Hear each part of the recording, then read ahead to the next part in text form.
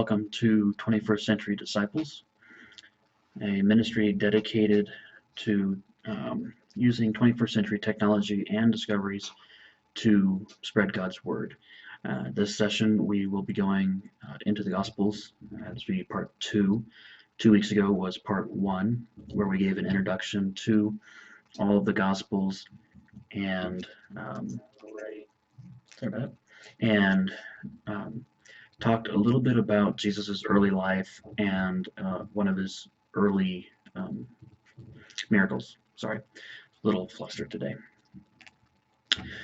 So today we're going to be talking some more about Jesus' interactions with people and some of his parables that he told. A parable is a story that probably didn't happen, but it could have, and it had a lot of things in it that the people hearing it would have known and understood. Parables about farming and small town living, those were things that he talked about a lot, and it was things that they would have known back then because they were living in that area.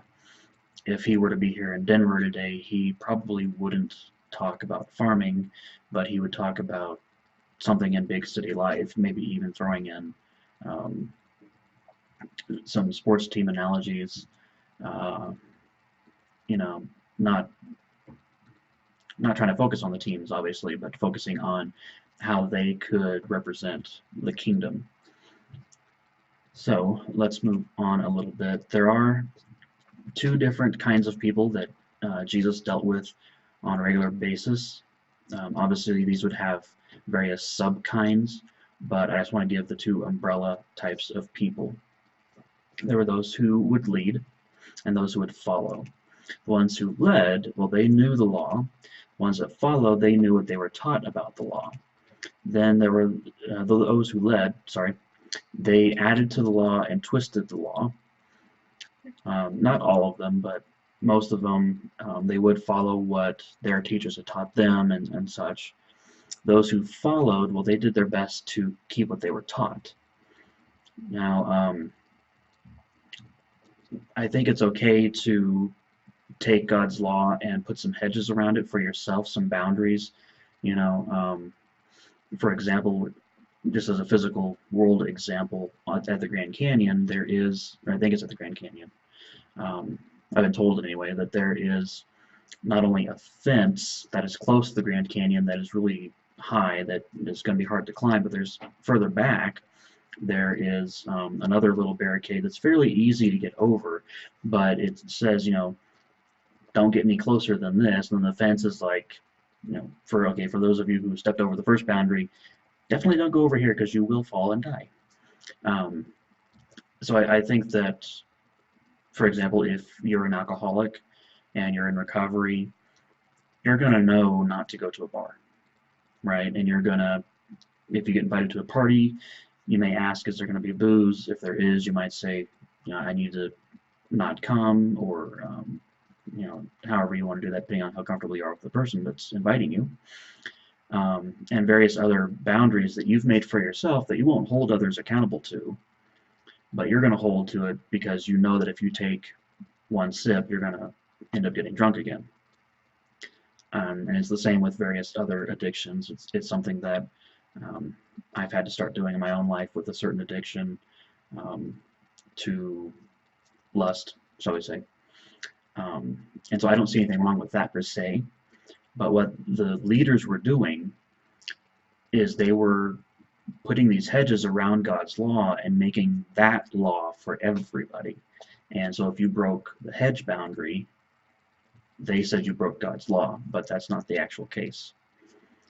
Another thing the leaders would do is they would put their own righteousness on display, and I put that in quotes because nobody, according to the scriptures, no human being who is fully human, only human, is righteous. No one can earn their salvation.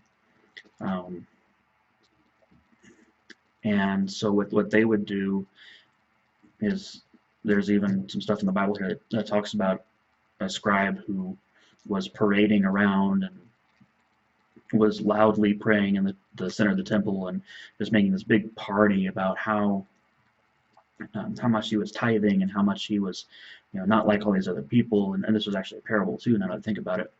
Um, and then there was the tax collector next to him who was down on his hands and knees and he could barely speak, but he was beating his chest and he said, "God, forgive me, I'm a sinner." And that's pretty much what the leaders were doing, is they were making a show. They were getting praise from men. That's what they wanted. They didn't, I guess maybe they thought they were going to get praise from God as well, but they didn't quite understand the meaning of love your neighbor as yourself and other such laws.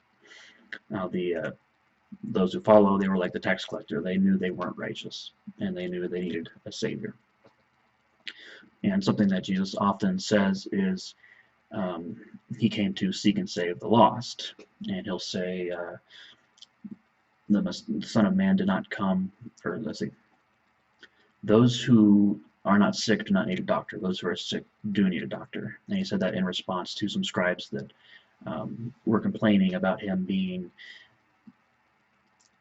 at a table having dinner with prostitutes and tax collectors and various other sinners, as opposed to them. Now, there's also a difference with how Jesus dealt with these two groups.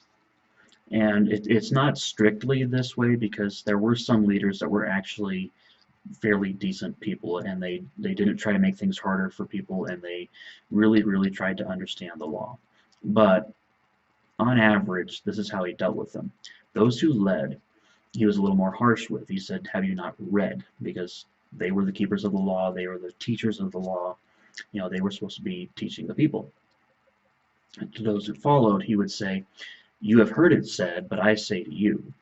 Now, obviously, he was saying that to a crowd, and sometimes there would be leaders in the crowd that were listening to this, but with one-on-one conversations, or with conversations where the bulk of the crowd was the leaders, he would use the "have you not read" part.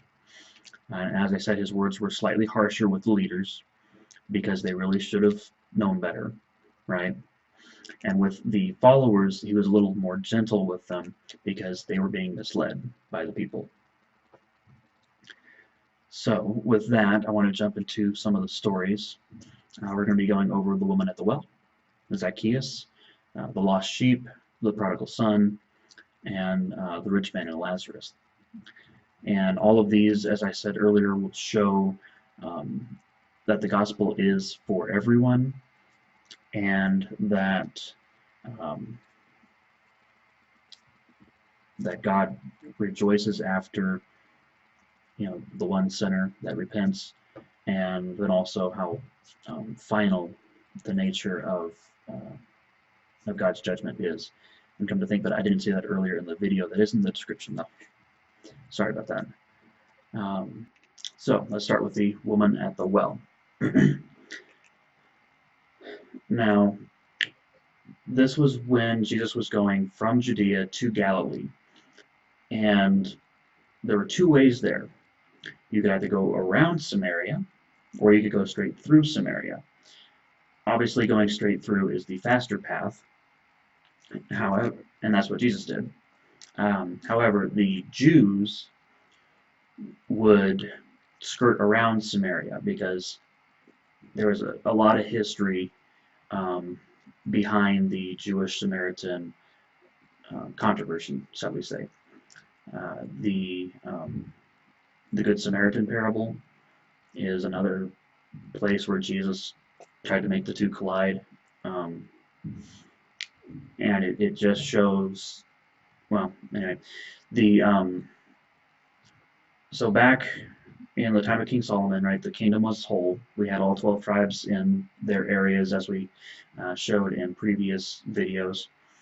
And eventually, after he died, the kingdom split, and the northern kingdoms just had bad king after bad king after bad king. The southern kingdom kind of had, a wishy-washy system where they would have a bad king, and then we'd have a king that was kind of good but not as good as he could be, and then a bad king, and another king that was kind of good but not as good as he could be, back and forth.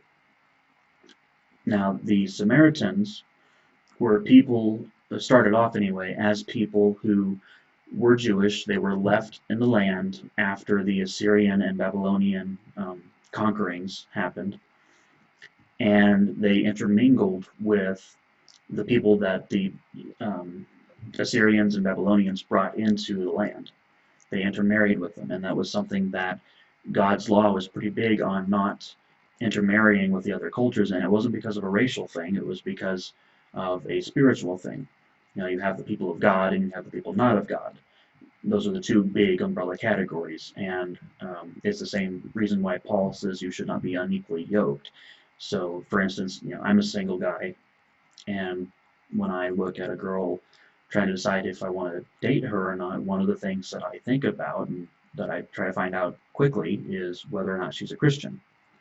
Because I'm not going to marry a non-Christian, so therefore I have no, you know, it wouldn't make sense for me to date a non-Christian. Um, but the Jews, they took this so far that they shunned the Samaritans, and they wouldn't go into their land. They wouldn't do deals with them, trading or anything. They wouldn't eat with them. I mean, they treated the Samaritans worse than any other, well, worse than pure-blood Gentiles, because the Samaritans were a mix of Jew and Gentile. But Jesus decided to go through Samaria, and you know, maybe it's. I think some people will say, well, it's because you need to get there quickly. I think it's because he wanted to meet with this woman. You know, he knew it was going to happen with this woman. Um, Now, the woman was shocked, and I guess I should tell the story a bit. Jesus and his disciples were walking in, and Jesus got a little weary. He was human after all, he fully God and fully man, um, but he did get weary, and he sat by the well, and he told his disciples to go into town and get some food. So they all left and went and got some food. Well, this woman, about midday, comes out alone to get water. Now that was weird for a couple reasons. A, she's alone. Women would never go anywhere alone. You know, they would have other women with them or their husbands. And B, it was weird because it's midday. Normally you get water when it's cooler, like in the morning or in the evening, but not in the middle of the day when it's hot, like really hot, especially in that area. Um, but she comes up and Jesus asks her if he can have a drink of water from her pitcher that she's going to get water with. And she was shocked that he was talking to her and asking for water, not because he was asking for water necessarily, but because she was a woman, and in that culture, as well as in, I believe, Muslim culture today as well, and some other cultures, a man will not talk to a woman he's not married to. You know, there may be some circumstances, there we go, um, such as family friends, good friends, or something along those lines, he might talk to her. But on the average, a man will not talk to a woman that he does not know and that he is not married to, simply because of that interaction. It's a little taboo, right? Um, and the second is because she was a Samaritan and he was a Jew. You know, he didn't have white skin like the picture shows him. Um, he had olive-colored skin and short, curly, olive-colored hair, or black hair, probably, um, just because that's how they looked. Anyway, so let me see. He asks her for water, and she's shocked. You know, why are you talking to me? Um, and he talks about the living water and how the water he can give her will make her thirst no more, whereas the water in the well she'll thirst again. She asks, you know, how can you get water? Do you have a bucket I don't know of? But then he does something odd. He says, go call your husband. And she says, I have no husband. He says, correct, you've had 5 husbands, and the man you're living with now is not your husband. And she was shocked again, because he had told her these things that he couldn't possibly know about her. And she said, you're a prophet. And they go on talking a little bit, and worship comes up, because she says that her forefathers have worshipped on the mountain there in Samaria, and that the Jews say that you can only worship in Jerusalem. And Jesus tells her, you Samaritans worship what you do not know, and that the Jews worship what we do know, basically, would be the implication of that. And he talks about how a time will come when the true worshipers of God will worship in spirit and in truth, and that God is a spirit. And this is important because the Church of Jesus Christ of Latter-day Saints, more commonly known as Mormons, they do make the claim that God the Father is a flesh and bone entity, not flesh and blood, but flesh and bone. But the scriptures here make it clear that God is a spirit. So I'll get more into that when I do a talk on the LDS Church. Now, after that, she said, I know Messiah is coming, and when he comes, he will explain everything to us. And Jesus said, I am he, the one speaking to you. There he's quite clearly saying, I'm the Messiah. And as we've shown in previous videos, the Messiah is God. The Messiah is the one who would be pierced, and Yahweh said he would be pierced. So the Messiah is Yahweh. A bit of a Trinity moment there. Now, after this, the disciples show up. They come back with, they bought some food and stuff. And they were amazed that he was talking to this woman, but they didn't question it. The woman ran off and she told her village about what Jesus had told her and what was going on. And of course, the disciples, they were kind of wondering, or the disciples brought him food, and Jesus said, I have food that you don't know about. And they were like, well, how did you get food? Did you run into town? Did somebody else run back? What's going on here? And then Jesus says this to them in John chapter 4, verses 31 to 38. Now, in the meantime, the disciples kept urging him, Rabbi, eat something. But he said, I have food to eat that you do not know about. The disciples said to one another, could someone have brought him something to eat? He said, my food is to do the will of him who sent me and to finish his work, Jesus told them. Don't you say, there are still 4 more months, then comes the harvest? Listen to what I'm telling you. Open your ears and look at the fields, for they are ready for harvest. The reaper is already receiving pay and gathering fruit for eternal life. So the sower and reaper can rejoice together. For in this case, the saying is true, one sows and another reaps. I sent you to reap what you didn't labor for. Others have labored, and you have benefited from their labor. And that's when many of the Samaritans, if you read on, come out of the town, and they're talking to him because the woman had told them that he told her everything she ever did, which in the short conversation that we saw, obviously he didn't give her whole life to her, but maybe they did that and it wasn't recorded. But they are there and they listen to him and they say, we've seen now that this is true, not because you told us, but because we've witnessed it. And Jesus ends up staying with them for 2 more days and teaching them. And I think that this shows that the gospel is for everybody. And it also shows the disciples that the prophets did their job. And even though the Samaritans weren't worshiping God at the location that he specified, and they more than likely weren't worshiping him in the proper Levitical law fashion, there was still a harvest ready. And the prophets sowed and watered, etc. And the disciples there were now there to reap.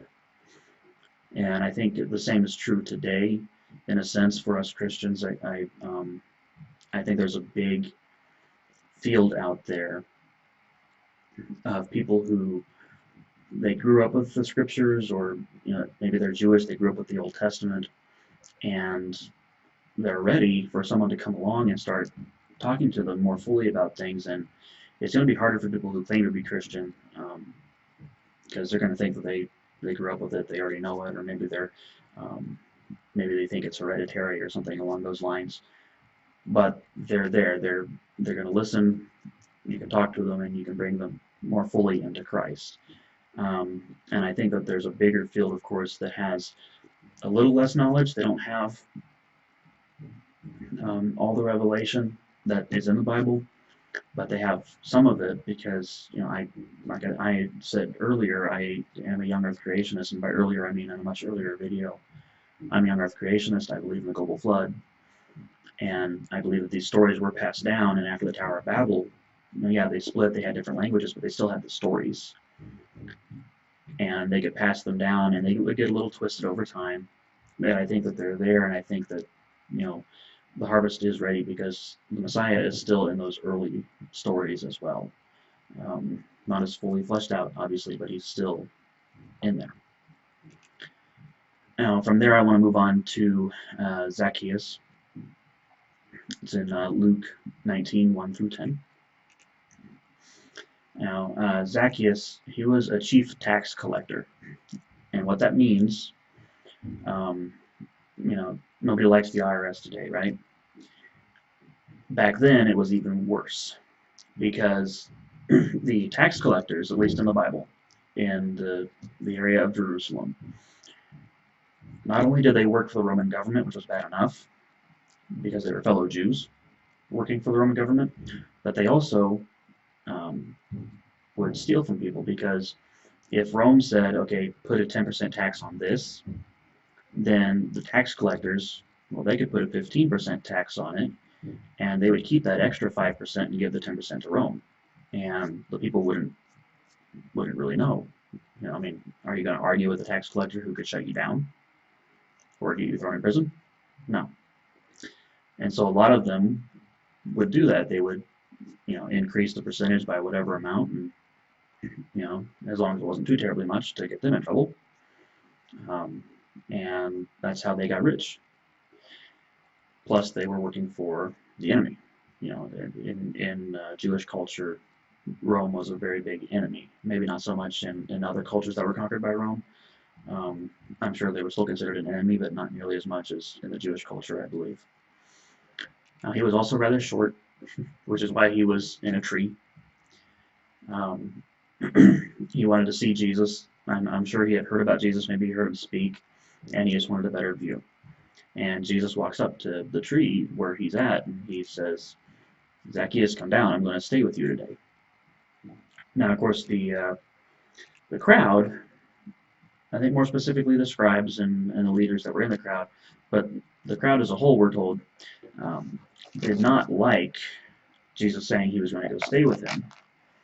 You can see in chapter 19, verses 8 through 10. It says, but Zacchaeus stood there and said to the Lord, which is Jesus, look, I'll give half of my possessions to the poor, Lord. And if I have extorted anything from anyone, I'll pay back 4 times as much. And then Jesus said, today salvation has come to this house, because he too is a son of Abraham. For the Son of Man has come to seek and to save the lost, as we talked about. And we'll see in some parables just how far that seeking will go. So Jesus obviously had a very big impact on this man's life, and he changed it drastically. And this man, who was rich and obviously had a love for money because he was wealthy, and he admitted to, he said, if I have extorted anyone, which I think is kind of a soft way of saying that he has, but he's going to pay back 4 times the amount. So just how much he extorted and how he knew he could pay back 4 times the amount, I don't know. But then he gave half of his possessions to the poor. Obviously a very, very big change in this man's life, especially since Jesus has said in other passages that it's easier for a camel to get through the eye of a needle than it is for a rich man to enter into heaven. And it's because of another passage that says the love of money is the root of all evil. Not money itself, but the love of money. Now, I want to jump into some parables. The first one is the lost sheep. It's in Luke 15, 1 through 7.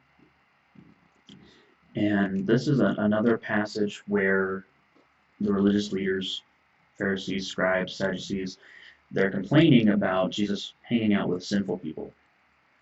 The leaders, they would only deal with sinners face to face when the sinner was coming to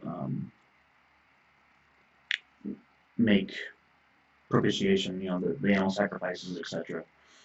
And they didn't want to deal with them otherwise. And I think that Christians today have a similar issue, and we need to stop doing that. Um, we'll look at people and they dress differently, or we can see them doing something that we believe is sinful, and various other things, and maybe we get to know them, and we get to know that they do some things, and then we turn our backs on them, and we need to not do that. We need to befriend them, and we need to show love to them, and we need to answer questions they have about Christianity.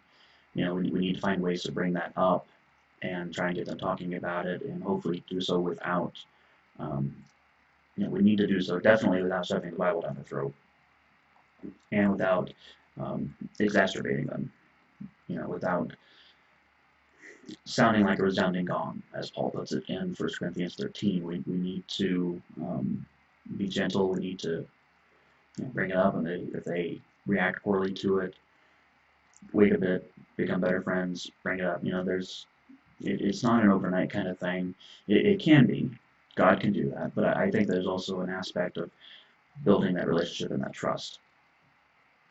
And something else that I want to look at is 1 John here, because there are people I know that will believe that, oh, now I'm a Christian and I'm righteous and I'm not sinful, etc. God accepts me, He doesn't accept you.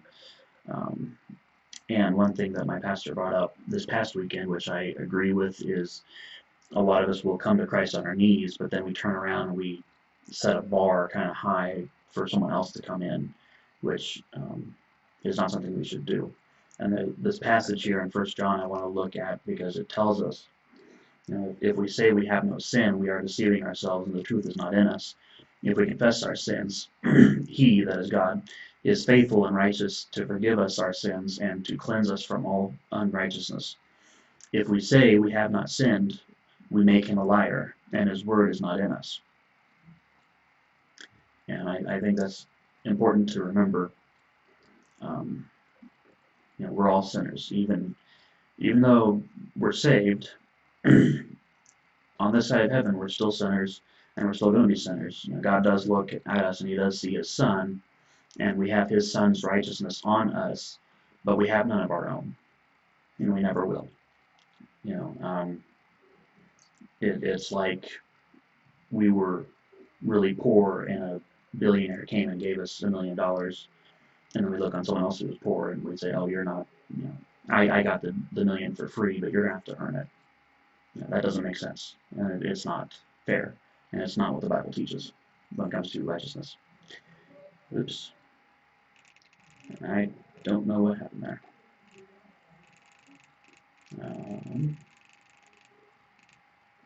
Okay, so this is where we were. Sorry about that. I'll be more careful about that in the future. Anyway, for this parable, it's a shepherding parable. It's a story. Kind of. It's more of a question. And so this is something that probably happened. I don't know if the shepherds got on cliff sides like that in the picture. But Jesus says, which one of you, if he's lost a sheep, would not leave the 9? If he has 100 sheep and has lost one, would not leave the 99 to go find the one? And this shows that Jesus is going to come and find even just the one lost sheep. The shepherd will search until he finds the one, and then he will rejoice over finding the one. And then Jesus says, there's more rejoicing in heaven over one sinner who repents than 99 righteous people who do not repent, or do not need to repent. I put righteous in quotations there because Um, Again, no one can be righteous on their own. Excuse me.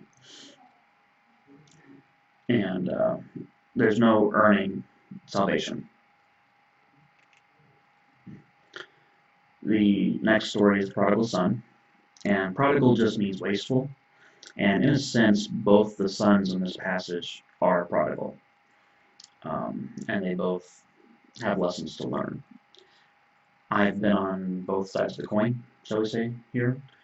Um, I think I've given my testimony on my website, brianedgar.com, and I could probably do a full video on it at some point, but the gist of it is I grew up in a Christian household. I thought that I was doing the will of God by going to a Christian school, a Christian college, and getting a theology degree, which I'm getting ready to finish up. Actually, I decided to go back and finish. But after being there for a while, I thought I was going to get something for this. I had expectations, and I didn't realize that God wasn't promising to give me what I wanted. A good life, yes, He promised blessings, but not necessarily what I was wanting. And so I got mad and I left.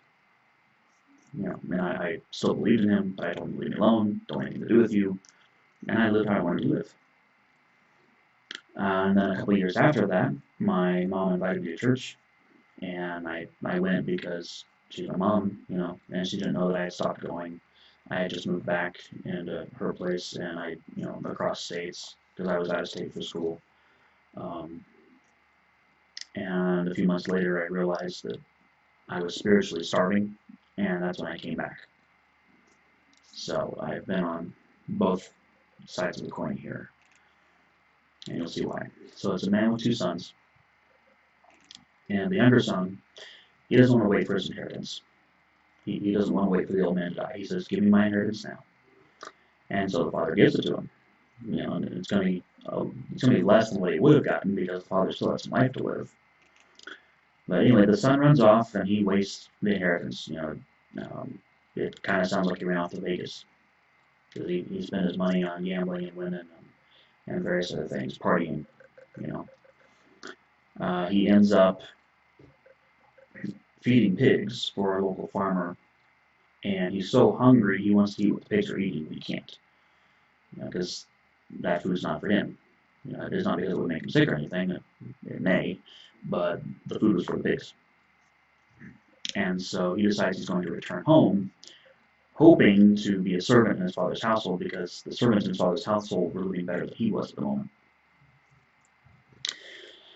And when he's still a long ways off, his father sees him, and he runs out, he greets him, he hugs him, kisses him. My son is back from the dead. The son asks for forgiveness and to be a servant in his household.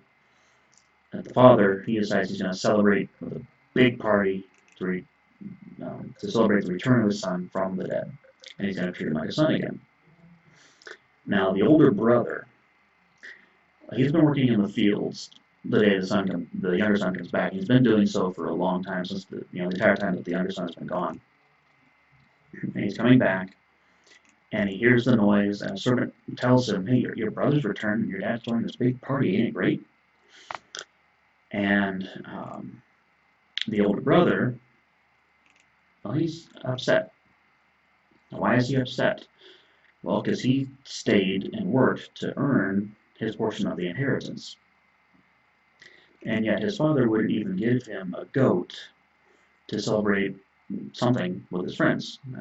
Not sure what the celebration would have been about. Maybe his birthday party, maybe the crops were doing well, or something. But his father wouldn't give him the goat. His father reminds him that everything is his. His younger brother already got his inheritance. Everything else belongs to him. And, they had to celebrate the return of his brother from the dead. Not that he was really dead, but he was basically dead to him. For all he knew, he was dead. And, that's why they used the fattened calf to celebrate the return of the younger son. Now, what can we learn from this? I'll tell you what I learned from it. Some of us, like like me, I grew up in a Christian home, and I knew the scriptures very well, and I was serving God all my life as much as I could. Obviously as a kid, you kind of grow into serving, um, and yet even at college, my friends, some had grown up in a church like me. Others, they grew up in a non-Christian household, whether it was atheistic or another religion, um, another theistic religion, I should say, because atheism is a religion. Uh, but I saw that they hadn't been Christians as long as I were, and yet they were doing better in life than I was. Not necessarily better in school, but better. They didn't have to work as hard to pay for it, or they already had family, and I was there. And my expectations, to be honest, were that by the time I graduated, I would be at least engaged, if not married. I'd have a job lined up, and everything would be going great.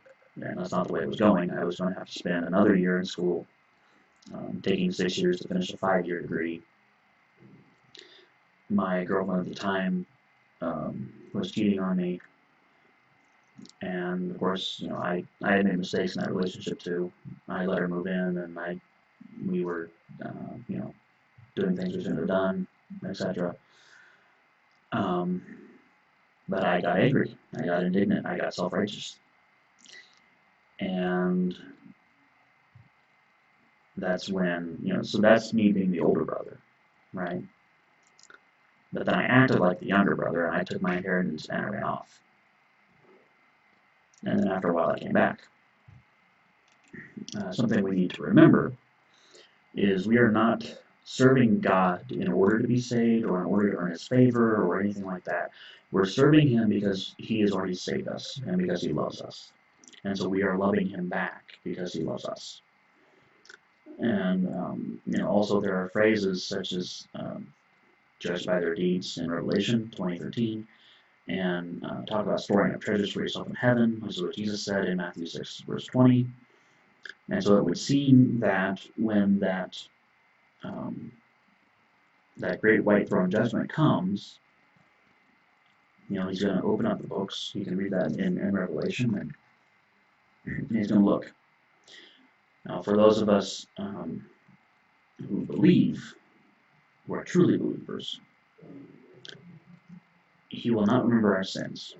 And so maybe in those books it's going to say true believer or something, and under the sinful part it's going to say true believer, and so nothing will be there. And then on the other part it'll say all the good stuff we've done, and then we'll get whatever treasure means, the rewards, etc. We'll get those in heaven. We didn't earn those. We didn't earn being in heaven. And then I think for those who aren't believers, it's going to list all the deeds that they did that were sinful and wrong, as well as all the deeds that were good. And then their place in hell is going to be based on that. I don't think that someone like Hitler is going to get a punishment that is equal to someone that's like, say, Mahatma Gandhi that never believed. Right? I don't think either one of them ended up truly believing in Christ.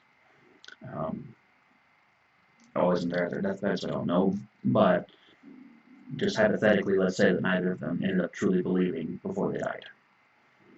Mahatma Gandhi, his place in hell isn't going to be that bad compared to Hitler's place in hell. It's still going to be hell. It's still going to be separation from God. All those things. I need to do a blog or a video on what the Bible says about hell. I'll get to that eventually. I believe I have it on my list of things to do. But that's what I believe is going to happen. And again, we don't earn those rewards.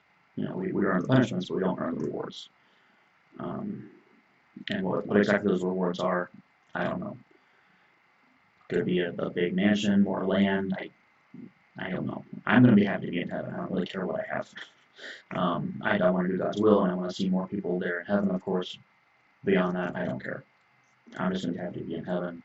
And I hope that, you know, I hope that I will be learning a lot about heaven. I think I will be.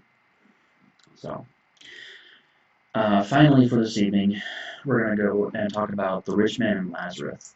Lazarus, sorry. And this is to show the finality of God's judgment at the end. Now, Lazarus here, I don't think it was the same Lazarus that Jesus rose from the dead.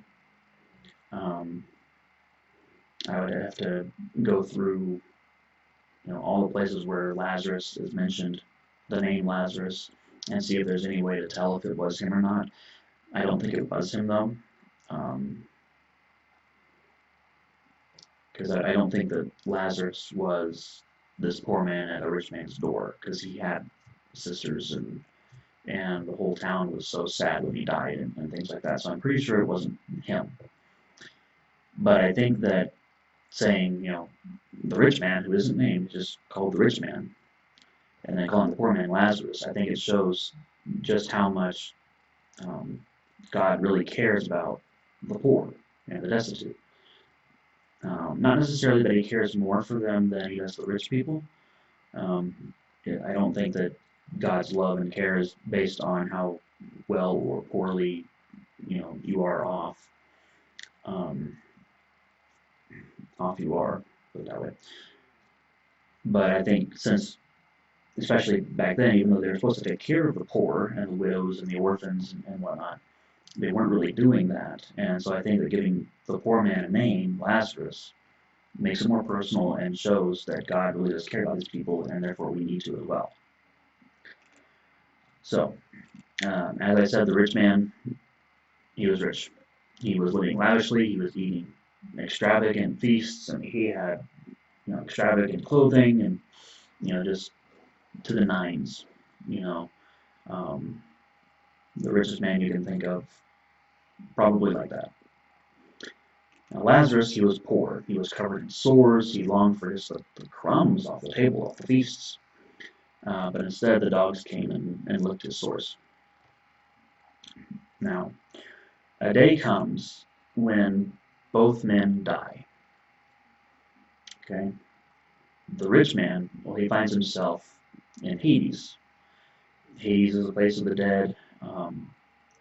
There's various places of the dead mentioned in the Bible, or, well, I guess maybe not various places, but various names for those places.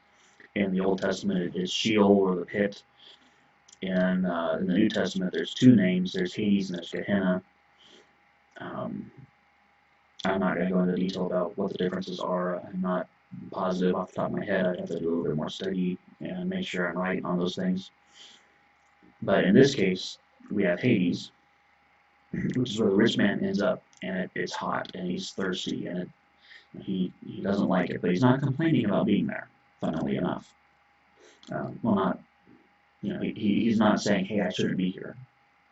That's what I mean by he's not complaining.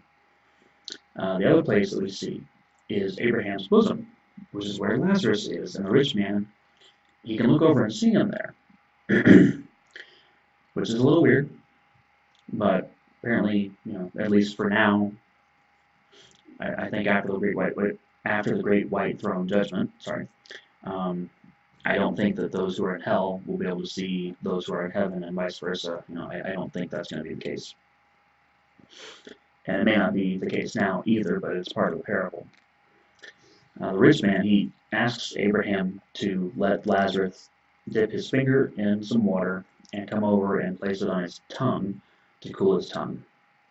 Just one drop, which obviously it's not going to last very long, but it's a parable. Now, Abraham tells him to remember what he got in life, the rich man. That was so great. And what Lazarus got in life, which was so poor. And it's not saying that, the rich man is in hell because he was rich. It's in hell because he wasn't doing what God wanted him to do. And Lazarus, he's not in Abraham's bosom because he was poor and destitute, but because, despite his lack of having, he still did what God wanted him to do in various ways. He also mentions this huge chasm that's between them, so apparently, you couldn't go back and forth. There's that huge chasm that couldn't be crossed. Yet they could see and speak. But again, it's a parable. So I don't think there's any theology to grasp from that necessarily, other than God's judgment is final. And Lazarus, like I said, he wasn't complaining. He wasn't saying, "Hey, I shouldn't be here." Now, the next thing that Lazarus asks, that not Lazarus, the rich man asks for, is if Lazarus can go back and warn his 5 brothers. And then Abraham said, if they do not listen to Moses and the prophets, whom they have, and there's a little talk about that. Abraham says they have Moses and the prophets, and the rich man, still asks for him to go back there. But he says if they do not listen to Moses and the prophets, they will not be persuaded if someone rises from the dead. And this is prophetic about Jesus' resurrection. It's not saying that he's going to die and rise. Obviously, the words aren't there, but when Jesus did die and rise, some people believed, some people didn't. Some people had the law of Moses and the prophets, and they listened, and they believed. Others, they didn't listen to them, they didn't believe. And then, of course, we spread out into the Gentiles, and the Gentiles didn't have the law and the prophets, so there's a little bit difference there, but this is definitely talking about the Jews. Jesus went to the Jews first. And I think it's also reminiscent of today, because there are a lot of people that deny the historicity of the law and the prophets of the Old Testament. And so therefore they don't believe that Jesus rose. They also deny the historicity of the New Testament. And this is something that I want my ministry to do, is to show that the history of the entire Bible, both Old and New Testaments, is true, is trustworthy, beyond a shadow of a doubt. Obviously 100% proof is extremely hard, if not impossible, to come by, but there's a lot of interesting artifacts and evidence that supports it. So, and that is it for today.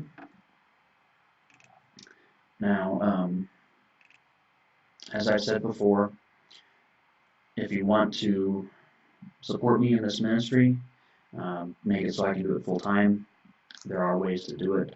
You can see my website on my screen there, ryanedgar.com. This is the Support Us page.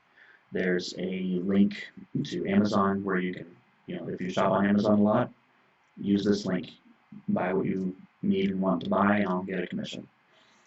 If you would like some health drinks, I do sell Limu, and you can sign up to either be a customer or to also sell them. And then you can donate to PayPal. I'm not 501(c) certified yet, so I can't give you a tax receipt. That is something I'm working on. I don't know how long it's going to take, and I haven't really talked to a lawyer yet. I've looked at various things and seen costs and stuff like that. So it's a slow going process for me to even get started. And once I get started, it may take a while as well. I'm also kicking around the idea of trying to design some logos or sayings or something to put on t-shirts and mugs and whatnot that I will put on the website for sale. Hopefully I can get that taken care of soon as well. That's it for now. We will go into the Gospels part 3 here in 2 weeks, and it's going to be mostly about the last week or so of Jesus' life, maybe a little earlier than that as well. So we'll go from there, and after that it's going to be probably Acts and some of the epistles done by, maybe I'll do John and James and Jude and Peter. I don't know. We'll see how that goes. I'm going to do all of Paul together, I know that, and I may need to split up some things. Maybe I'll do Acts and Hebrews, and then I can do the others, but we'll get to that in a few weeks. So God bless, and we'll see you on the other side.